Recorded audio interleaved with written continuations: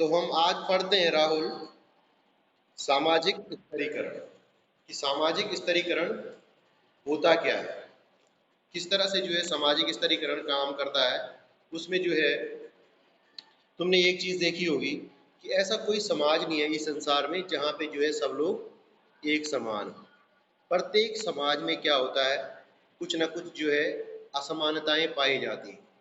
ये असमानता आर्थिक और सामाजिक रूप से आपको देखने को मिल सकती है। कैसे मिल सकती देखने को? क्योंकि आर्थिक रूप से भी कोई व्यक्ति संपन्न नहीं होता है। कैसे कि किसी के पास कोई अमीर है, कोई गरीब है, किसी के पास जो है दो वक्त के खाने की जो है व्यवस्था नहीं है। तो इस तरह से समाज में जो है कई तरह की असमानताएं पाई जाती हैं।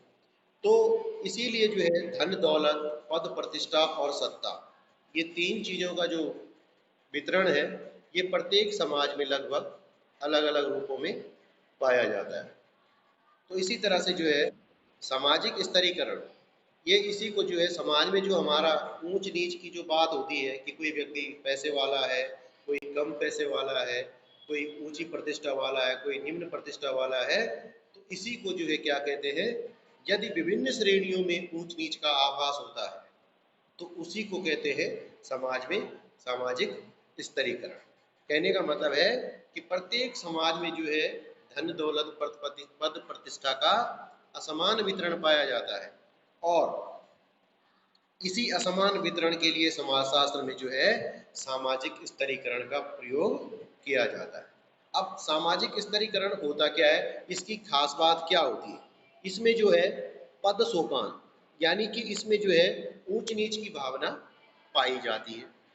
यदि समाज में ऊंचा वर्ग जाति या वर्ग का होता है, वही वर्ग सबसे ऊंचा माना जाता है जिसका समाज में सम्मान हो, चाहे वो पैसे से लेकर हो, चाहे वो जाति से लेकर हो, चाहे वो राजनीति से लेकर हो, उसी की जो है उसी को समाज में उसी जाति और वर्ग को ऊंचा माना जाता है जो आर्थिक रूप से संपन्न हो या जातिगत रूप से ऊंचा। ठीक, संपन्नता के आधार पर, मतलब जितना कोई व्यक्ति संपन्न होगा उसी को जो है उतना बड़ा आज समाज में माना जाता है। बोलते हैं ना, चाहे वो किसी भी धर्म जाति का है, देखा जाए बहुत बड़ा आदमी है भाई। क्यों? क्योंकि इसके पास सारी धन दौलत है।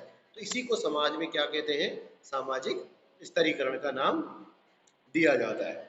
फिर निश्चित कार्य, सामाजिक स्तरीकरण की विशेषता है कि निश्चित कार्य है इसके। कैसे? प्रत्येक वर्ग वर्ण का कार्य जो निश्चित होता है। ठीक, पर समाज में जो भी जितने भी वर्ण या वर्ग हैं उन सब के जितने भी कार्य हैं पूर्व जो है निश्चित होते हैं।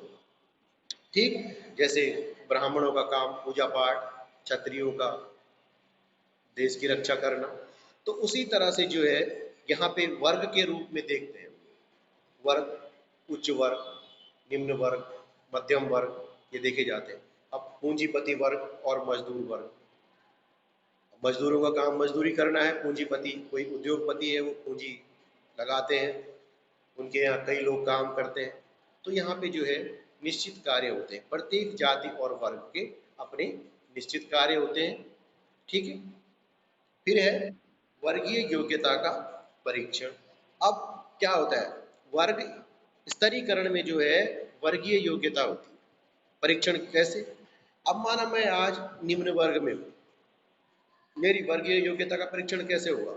मैं निम्न वर्ग में हूँ और मैंने अपनी मेहनत के बल पर जो है अपनी परिस्थिति को इतना अच्छा कर लिया है कि मेरे पास आज संसाधनों की कोई कमी नहीं है। तो मेरा वर्ग क्या हो गया, निम्न वर्ग से मैं कहाँ पहुंच गया, उच्च वर्ग। मैं निम्न वर्ग से उच्च वर्ग में पहुंच जाऊं अगर मैं अपने मेहनत और अपनी योग्यता के बलबूते पे। इसलिए कह सकते हैं कि वर्ग को हम बदल सकते हैं। वर्ग और जाति में यही है, तो हम जाति और वर्ग में अंतर पढ़ा था हमने। तो जाति को तो हम बदल नहीं सकते क्योंकि जिस जाति में पैदा होते हैं हम जीवन भर उसी के सदस्य रहते हैं, लेकिन वर्ग हम चेंज कर सकते हैं।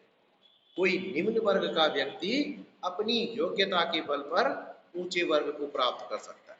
जरूरी थोड़ी है कि कोई आज गरीब है तो वो जीवन भर गरीब ही रहे। हो सकता है आज गरीब है, कल के दिन उसके पास अपनी योग्यता के बल पर जो है वो कोई कंपनी खरीद ले, उद्योगपति बन जाए, तो उसका वर्ग क्या हो जाएगा, निम्न वर्ग से उच्च वर्ग में पहुंच जाएगा। और जो उच्च वर्ग का व्यक्ति है अगर वो गलत काम करते चले जाएगा, अपनी पद धन दौलत का ऐसे ही दुरुपयोग करता रहेगा, तो क्या होगा, एक दिन कंगाल हो जाएगा और उच्च वर्ग से कहाँ आ जाएगा, निम्न वर्ग में आ जाएगा।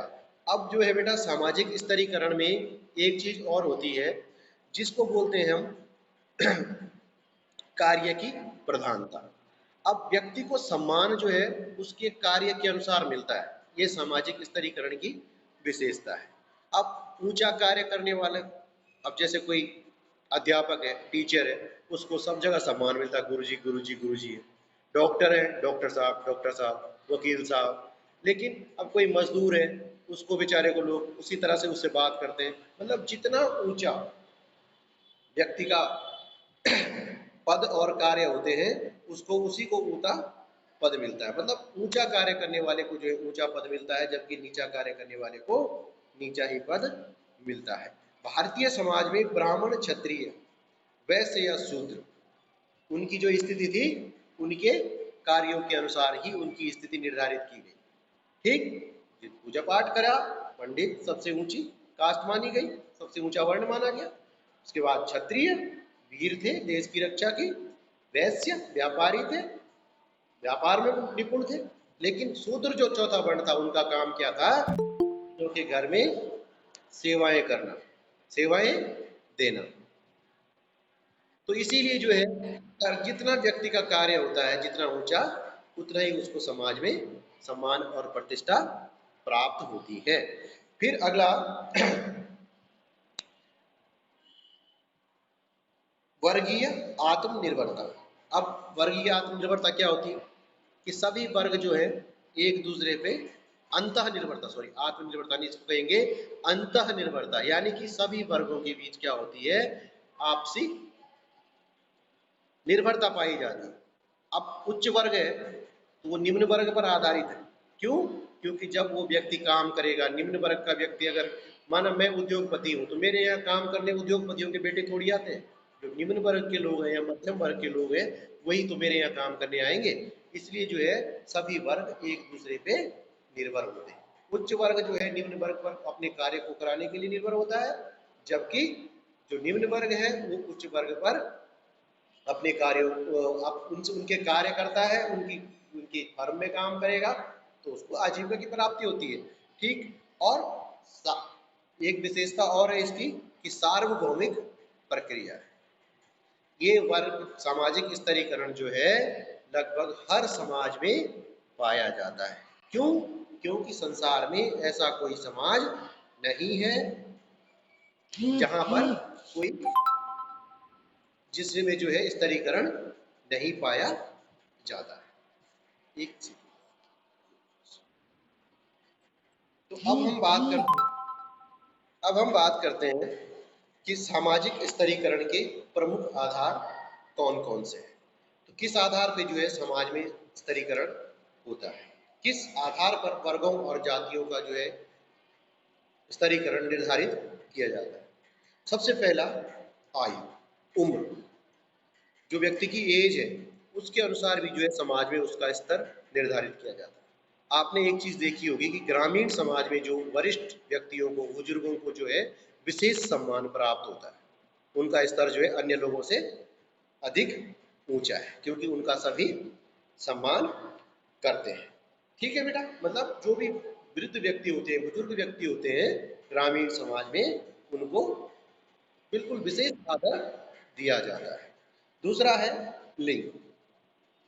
लिंग में भी जो है स्त्री और पुरुष के बीच भेद किया जाता है। अब स्तर क्या है, पुरुष का स्तर जो है स्त्री से ऊंचा मानते हैं। क्यों मानते हैं? क्योंकि ये माना गया है कि पुरुष को जो है स्त्री की तुलना में जो है ज्यादा शक्तिशाली माना जाता है।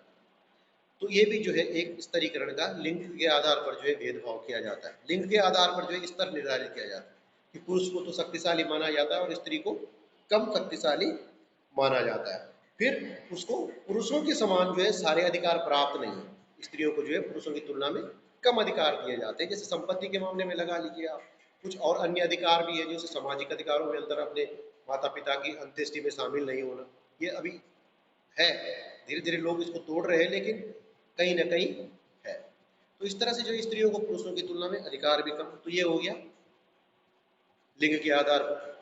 तीसरा, जन्म के आधार पर भी, अगर ऊंचे कुल में जन्म लेता है तो उसको उच्च परिस्थिति प्राप्त होती है, और निम्न कुल में जन्म लेता है तो उसको निम्न परिस्थिति प्राप्त होती है। तो इसीलिए जो है जन्म के आधार पर भी जो है स्तरीकरण का निर्धारण होता है। ठीक बेटा।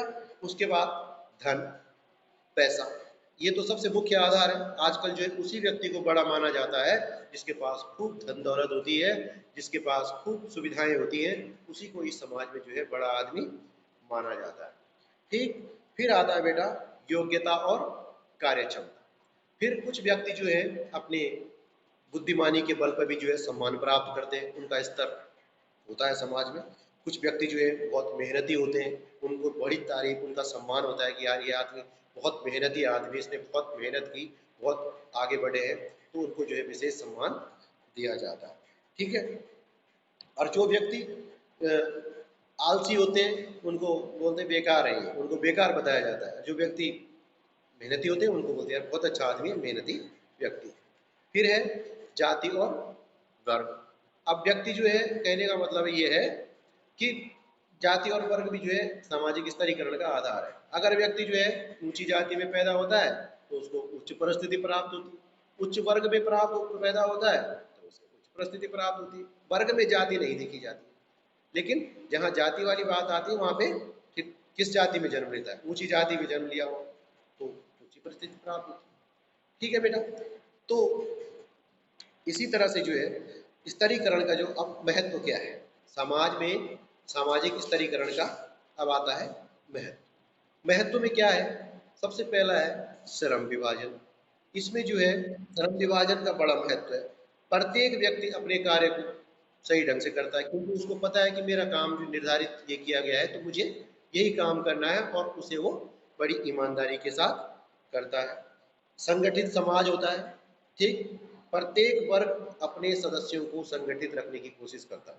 उच्च वर्ग अपनी अपनी संस्थाएं बनी है, समितियां बना देते हैं लोग, तो इस तरह से जो है प्रत्येक वर्ग में संगठन की भावना पाई जाती है। आज आप देखते हैं चाहे वो अध्यापक वर्ग है, गुरु वर्ग, गुरुजनों का अपनी अपनी जो है उन्होंने संस्थाएं बनाई हुई है, यूनियन बनाई हुई है, ताकि जो है अपने आप को संगठित किया जा सके। ठीक है।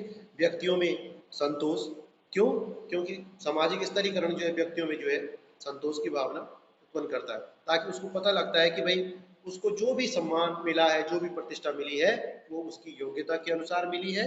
इससे जो है व्यक्ति उसको क्या होता है, क्योंकि प्रत्येक व्यक्ति को क्या होता है उसकी योग्यता और कार्य क्षमता के आधार पर ही जो है जो भी परिस्थिति प्राप्त होती है, इसलिए व्यक्ति संतुष्ट रहता है, संतोष की भावना उसमें रहती है। उसको पता रहता है कि मैं जिस योग्य हूं तो मुझे जो है उसी तरह की परिस्थिति प्राप्त है। ठीक। और पारस्परिक निर्भरता, सभी वर्गों में जो है आपसी निर्भरता पाई जाती है। प्रत्येक वर्ग एक दूसरे पे निर्भर है, चाहे उच्च वर्ग, मध्यम वर्ग, निम्न वर्ग, सभी जो है एक चक्र घूमता है, सभी जो है एक दूसरे के काम करते हैं। उच्च वर्ग के यहाँ काम करने कौन जाता है, बिजली की फिटिंग करने कौन जाता है, लाइनमैन जाता है।